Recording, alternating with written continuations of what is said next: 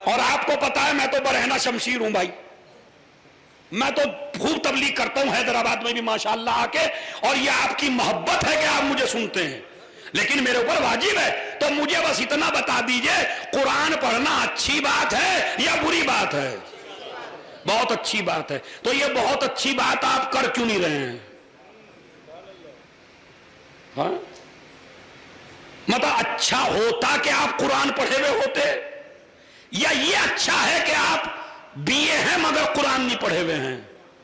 میں ہر جوان سے کہتا ہوں اپنے بچے کو PhD کراؤ، اپنے بچے کو انجینئر بناؤ، اپنے بچے کو BCom کراؤ، BA کراؤ، MA کراؤ، اس لیے کہ ہمارے مذہب شیعت میں ڈاکٹر سب سے زیادہ ہونے چاہیے، انجینئر سب سے زیادہ ہونے چاہیے، ہاسپٹل سب سے زیادہ ہونے چاہیے، کالج سب سے زیادہ ہونے چاہیے، مدرسے سب سے زیادہ ہونے چاہیے، تعلیمی نظام ہر قوم سے مضبوط ہونا چاہیے، اس لیے کہ کسی اور کا مولا علی نہیں ہے۔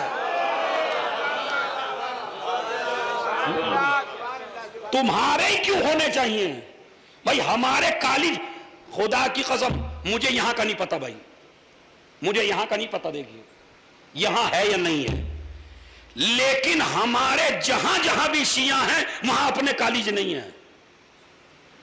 ہماری بیٹیاں اسکول میں جاتی ہیں دوسروں کے، میری بچی جہاں اسکول میں جاتی ہے، خود مجھے جانا پڑا پرنسپل کے پاس، میری بچی ڈانس نہیں کرے گی بھائی، انہوں نے کہا ہمارا قانون ہے، میں نے کہا میں خارجہ کروا لیتا ہوں، نکال دیجئے آپ، میرے میں جرت تھی میں چلا گیا۔ کتنے ایسے باپ ہیں جو پوچھتے ہی نہیں ہیں بچی کا حال کیا ہے، بچے گھٹن محسوس کرتے ہیں، دوسرے لوگ اپنی ثقافت پہنچاتے ہیں بچوں کے ذریعے تمہارے گھر میں، تو ایسا کالج بنا لو نا میرے مولا کے نام پر کہ تم غدیری ثقافت ان کے گھر میں پہنچا سکو، اور پیسے کی کمی نہیں ہے تمہارے پاس، جو قوم عزاداری میں اتنا خرچ کرتی ہو، صلوات بھیجے محمد اور آل محمد پر۔ تمہارے ہاسپٹل اپنے ہونے چاہیے، تمہاری قوم میں زیادہ ڈاکٹر ہونے چاہیے، کیوں؟ اس لیے کہ اگر ڈاکٹر دوسرے مذہب میں ہوگا تو بہت زیادہ کاٹے گا مریضوں کو، لیکن اگر کوئی ڈاکٹر ولائے علی دل میں رکھتا ہو تو اس کا انداز ہی الگ ہوگا۔ اسی لیے میں کہتا ہوں BA کراؤ، MA کراؤ، PhD کراؤ اپنے بچوں کو، یہ دنیاوی تعلیم نہیں ہے، یہ بعض مولویوں نے منبر پہ آ کے تمہارا ذہن خراب کر دیا ہے، وہ کہتے ہیں BA یعنی دنیاوی تعلیم، دنیاوی نہیں ہے، قرآن پڑھنا یعنی دینی تعلیم، جہاں پہ یہ بچے پڑھ رہے ہیں کہا یہ دینی طالب علم ہے، ہمارا بچہ کالج میں ہے، دنیاوی تعلیم نہ یہ دینی ہے نہ وہ دنیاوی ہے۔ اگر BA MA ڈاکٹری کرنے کے بعد PhD کرنے کے بعد اس نیت سے کرے کہ میں آل محمد کا دین پہنچاؤں گا اور آل محمد کے چاہنے والوں کی حفاظت کروں گا، تو وہ دنیاوی تعلیم نہیں ہے، وہ دینی تعلیم ہے۔ اور اگر میں مدرسے میں جا کے بھی قرآن پڑھ کے بھی امامہ لگا کے بھی نیت کر لوں قوم سے لفافے لوں گا، قوم کو لوٹوں گا، تو یہ دینی تعلیم نہیں ہے۔ ارے صلوات بھیجے محمد اور آل۔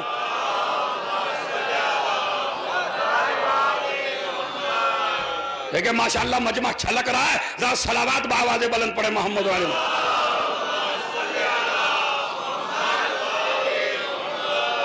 میں اتنا زور کیوں دے رہا ہوں؟ ایگریمنٹ کریے امام زمانہ سے، ہم PhD کریں گے، ڈاکٹری کرائیں گے بچوں کو، پہلے قرآن پڑھائیں گے، PhD بعد میں، قرآن پہلے، ڈاکٹری بعد میں، قرآن پہلے، BA بعد میں، قرآن پہلے۔ کیوں؟ اس لیے کہ دنیاوی تعلیم کا مزاج ہے ذہن میں تکبر پیدا کرنا، دینی تعلیم کا مزاج ہے جھکاؤ پیدا کرنا۔ قرآن پہلے پڑھا دو تاکہ ماں کو ماں کہہ سکے، باپ کو باپ کہہ سکے۔ تو جوانوں، اہل بیت سے سب سے زیادہ قریب آپ کو کون سی کتاب کرے گی؟ قرآن۔ تو اگر آپ کو فضائل آل محمد پڑھنے ہیں تو آپ کو کیا پڑھنا چاہیے؟ قرآن۔ اب اتنی میں نے پروردگار تیرے کلام کی اتنی ہدایت کر دی، جتنا میرے میں جگر تھا میں نے پہنچا دیا۔ اب ابراہیم نے کہا تھا بھائی کہ سر تو میں نے جھکوا دیے، دلوں کا جھکانا تیرا کام ہے۔ ایگریمنٹ، اگر ایک لڑکے نے بھی قرآن پڑھ لیا خدا کی قسم اس عشرے کی بدولت، تو جتنے بانی ہیں اس عشرے کے ان کو اس سے بڑا ثواب نہیں ہو سکتا۔ اور آپ کو بھی کم سے کم ان 2-2.5 مہینے میں تو ضرور پڑھیے۔ جس کے جو بھی سورہ یاد ہو وہ گفٹ کرے امام زمانہ کو۔ امام زمانہ کو خوش کرنے کے لیے مثلا کسی کا سورہ حمد یاد ہے، اپنے آفس میں چلا بسم اللہ الرحمن الرحیم الحمدللہ رب العالمین، سورہ حمد پڑھا، مولا حقیر سے آدمی کی طرف سے آپ کو یہ گفٹ ہے۔ ہر روز سورہ حمد، سورہ قل واللہ، رات میں بستر پہ لیٹ اور بستر پہ لیٹ کے 3 مرتبہ قل واللہ پڑھ۔ روایت میں ہے گویا کہ تو نے پورا قرآن پڑھ لیا۔ تو اب 3 مرتبہ قل واللہ پڑھ کے اپنے امام کو ہدیہ کر دے۔ میں کیوں کہہ رہا ہوں آپ سے قرآن پڑھ دے؟ اس لیے کہ حسین کی شہادت کے بعد حسین کا کھانا تو بند ہو گیا مگر قرآن کی تلاوت بند رہی ہوئی ہے۔ قرآن کی تلاوت کی ہے میرے مولا نے نو کے نیزہ سے۔ اور کون سا سورہ پڑھا ہے؟ سورہ کہف۔ زور سے بولیے جوانوں، سورہ کہف۔ سورہ کہف کیوں پڑھا؟ اس میں بھی اشارہ ہے امام زمانہ کی طرف، تاکہ تمہیں انتظار کا عادی بنا دیا جائے۔ یہ اصحاب کہف وہ ہیں جو امام کا انتظار کر رہے ہیں۔ اس کا مطلب ہے امام کا انتظار مومن کرتا ہے، منافق نہیں کرتا۔ چھوٹا سا عمل بتا رہا ہوں آپ کو میں، ایک صلوات کی تسبیح رات میں سونے سے پہلے ہدیہ کر دیجئے کس کو؟ امام زمان کو۔ اصل میں ایمانداری سے بتائیے ہم نے کانٹیکٹ رکھنے کی کوشش کی امام سے یا نہیں؟ بھئی آپ جب روز ایک تسبیح صلوات کی بستر پہ لیٹنے سے پہلے اپنے امام زمان کو ہدیہ کریں گے تو آپ کا رابطہ مضبوط ہوگا امام زمان سے۔ امام زمانہ بھی کہیں گے جو بندہ مجھے روز گفٹ دیتا ہے اب مجھے بھی اسے کچھ، کریم کی اولاد ہے، زہرا کی اولاد ہے، تو اسے آپ دیجئے۔ قرآن کا گفٹ آسان ہے سب سے، آپ کو پیسے دینے کی ضرورت نہیں ہے۔ رات میں بستر پہ لیٹیے اپنے اور زیارت پڑھ کے لیٹیے۔ یہی جو میں بتا رہا ہوں چھوٹی زیارت، رات میں بستر پہ سونے سے پہلے السلام علیکم یا صاحب العصر والزمان، بستر سے اٹھا نماز پڑھی السلام علیکم یا صاحب العصر والزمان، جب سویا تھا تو بھی امام کو یاد کر کے، جب اٹھا تو بھی امام کو یاد کر کے، تیرا بستر عبادت بن جائے۔ قرآن ختم ہونے والا نہیں ہے، جب تک قرآن ہے جب تک امام ہے۔ قرآن کو مٹاؤ پہلے، جب تک قرآن ہے اہل بیت مٹنے والے نہیں ہیں۔ تو لہذا اگر قرآن باقی ہے تو اس کا مطلب امام زمان بھی باقی ہے۔ حتی یرد علی الحوض، یہ دونوں میرے پاس آئیں گے۔ بس آخری جملہ بڑا لطیف ہے، انی تارکن، میں چھوڑ کے جا رہا ہوں، بنا کے نہیں۔ اب ارگی بیرامر ہے جو اپنا اپنا نصیب ہے جس کی سمجھ میں آ جائے۔ یہ نہیں کہا میں 2 چیزیں بنا کے جا رہا ہوں، ایک قرآن ایک اہل بیت، کہا میں 2 چیزیں چھوڑ کے جا رہا ہوں۔ چھوڑی وہ چیز جاتی ہے جو پہلے سے بنائی ہوئی ہو۔ اما جب رسول بھی کسی کو نہ بنا سکے تو یہ دوسرے لوگ کسی کو کیا بنائیں گے بھائی؟ قرآن قرآن قرآن۔ زینوا بیوتکم بتلاوت القرآن فلا تتخذوها قبورا، اپنے گھروں کو زینت دو قرآن کی تلاوت سے، ان کو قبریں مت بناؤ. روایت ہے، ان کو قبریں مت بناؤ. قبر ہے وہ گھر جس میں قرآن نہ پڑھا جائے. تو میری ماں بہنوں، کچھ نہ کچھ اپنے امام کو دے کے سونا ہے، گفٹ کر کے اپنے امام زمانہ کو. اس لیے کہ ہمارا امام، اب شریک القرآن کو چھوڑ دیجئے، آگے آ جائیے. السلام علیک یا شریک آگے چلیے. السلام علیک یا امام ارے بولیے زور سے.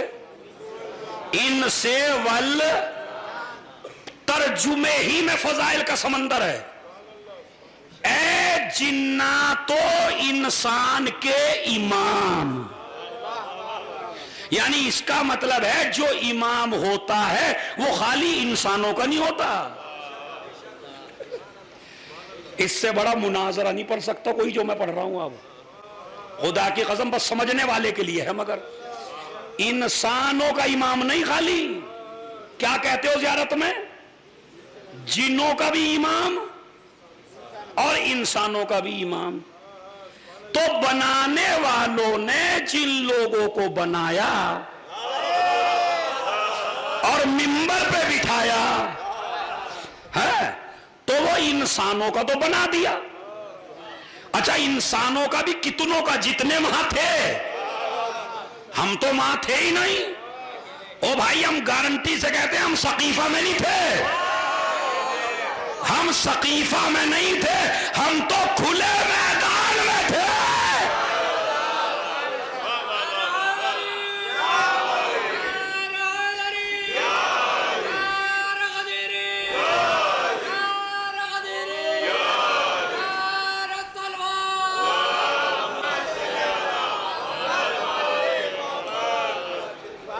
بھائی ہم غدیر میں تھے، ہم وہاں نہیں تھے. تو لہذا دیکھیں بحث تھوڑی سی کہیں لذت میں نہ چلی جائے، علمی بحث ہے. تو السلام علیکہ یا امام الانس سے جنوں کا بھی امام اور انسانوں کا بھی امام. تو بھائی اگر جن کو تم نے بنایا وہ سب کے امام تھے تو تم انسانوں کو تو دکھا سکتے ہو بیعت کرتے ہوئے، کسی جن کو دکھاؤ. اس لیے کہ یہ جن کے سامنے کیا ٹکیں گے بھائی؟ جو میدان میں انسانوں کے سامنے نہ ٹکے وہ جنوں کے سامنے کیا ٹکیں گے؟ ایک جن حالت خراب کر دے گا. سمجھ رہے؟ جنوں میں اچھے بھی ہیں برے بھی ہیں. علی کی تلوار دونوں پہ چلی ہے، برے انسانوں پہ بھی چلی ہے، برے جنات پہ بھی چلی ہے. اگر کوئی لڑا ہے تو میرا مولا ہی لڑا ہے جنوں سے بھی، ہے یا نہیں ہے؟ تو جنات کے بھی امام، انسانوں کے بھی امام. اس لیے کہ جسے اللہ بناتا ہے نا تو وہ اللہ کی ساری مخلوق کا امام ہوتا ہے. حیوانوں کا بھی امام، جتنے حیوانات ہیں ان کا امام، زمین کا بھی امام، آسمان کا بھی امام، چاند کا بھی امام، سورج کا بھی امام، مردوں کا بھی امام، عورتوں کا بھی امام، بچوں کا بھی امام. جتنی دنیا میں لینگویج بولی جا رہی ہیں،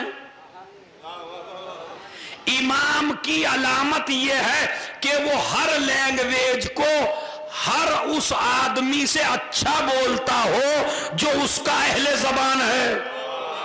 جو انگریزی والوں سے اچھی انگریزی بولے وہ امام ہے، جو اردو والوں سے اچھی اردو بولے وہ امام ہے، جو پنجابیوں سے اچھی پنجابی بولے وہ امام ہے. یعنی دنیا میں جتنی بھی لینگویج ہیں، جب ہمارا امام زمانہ آئے گا نا تو خالی اسے کوئی انگریزی پڑھا لکھا یہ نہ سمجھے کہ میں امام پہ بھی روب ڈال دوں گا مولوی کی طرح. اب ان کو پتا مولوی عزادار سے انگریزی نہیں آتی. پتا چلا ایک لڑکا میرے سامنے انگریزی جھاڑنے لگا تاکہ مولانا پہ روب پڑ جائے. مولانا پوچھے کسی سے کیا کہہ رہا تھا یہ ہے، تو یہ روب امام پہ نہیں پڑتا کسی کا. روایت میں ہے کہ امام اگر کسی بھی لینگویج میں اس سے کمزور ہو جائے تو امام نہیں ہے. اب بالکل خود یہ روایت ہے ہمارے ہاں. تمہارے لیے آسانی ہے یہ. مثلا اگر حیدرآباد کی کوئی خاص زبان ہے بالکل، تو وہ بھی اگر امام سے بولو گے آپ تو امام اس سے بہتر بولیں گے. کوئی زبان ایسی نہیں جو امام نہ جان. عالم اللغات، ساری لغتوں کو جاننے والا امام زمان. ورنہ وہ جو امریکہ میں بچے پیدا ہوئے جنہیں انگریزی کے علاوہ کچھ نہیں آتا ہیں، جب وہ اپنے مجتہد کے پاس جاتے ہیں مجتہد کو بیچارے کو ترجمہ کرانا پڑتا. بھائی یہی فرق ہے نائب میں اور امام میں. نائب کو جب آئے گی جب سیکھے گا، امام کو بغیر سیکھے آتی ہے. تو آج حد یہ ہے کہ انگریزی کے خطبہ جانے لگے امریکہ میں. اب وہ کہتے ہیں ہماری سمجھ میں نہیں آتی اس کی مجلس. تو اب امام زمانہ آئیں گے تو وہ ترجمے والا رکھیں گے کیا کوئی؟ ہاں، تو جب امام زمانہ آئیں گے وہ انگریزی بچے بھی آئیں گے اور امام سے کلام کریں گے، امام سے سوال کریں گے، امام ان کا جواب دیں گے. یعنی جو ہر لحاظ سے اعلیٰ ہو اسے ہم امام مانتے ہیں، ایرے غیرے کو امام نہیں مانتے. اور ہمارے یہاں تو پیش نماز کی بھی شرطیں ہیں. خبر ہے ہمارے یہاں یہ نہیں آنکھ بند کر کے کسی کے پیچھے بھی پڑھ لے. ہمارے یہاں آنکھ بند کر کے نماز نہیں پڑھی جاتی. سمجھ رہے؟ ابو حنیفہ ایک دن کہنے لگا کہ بھائی ساری نماز دیکھی میں نے چھٹے امام کی اور ہر چیز کی مخالفت کی. انہوں نے ہاتھ کھولے تو میں نے باندھے اور الٹا ہی کرتا چلا گیا میں. لیکن ایک چیز کا پتہ نہیں چلا ان کی کہ وہ سجدے میں آنکھ کھولتے تھے یا بند کرتے تھے. تو شاگرد نے پوچھا میں کیا کروں؟ کہا ایک بند کر لے ایک کھول لے، خود ہی مخالفت ہو جائے گی. تو بھائی ہمارے امام قیاس والے نہیں ہیں، ہمارے امام اللہ کے پڑھائے ہوئے ہیں.